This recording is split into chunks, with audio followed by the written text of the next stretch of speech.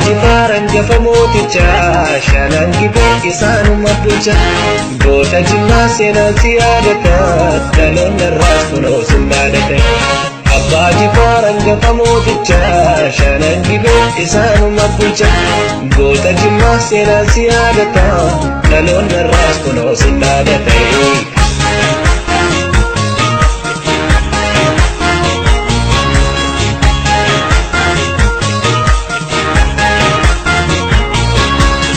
Jore joreen kibirra naannaa goota Jimmaa maqaa isaaniidha. Aadaaf seenaan shanan gibee keessaa ifa baasee addunyaatti odeessa.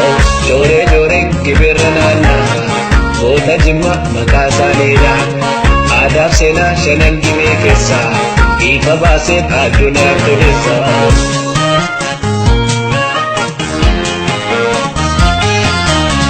Goota qabaa Jimmaa abbaa Jifaarii siifanima maqaa isaanii barii dagaadenu mamlakka yiffaade jaalabanii misbaa'u shamsatti abbaa homaa gootota ciccimoo laabaniidhaaf zallaqaa siiqimoo gigirooba leenca fakkii namaa sooressa koo goota kibootamoo.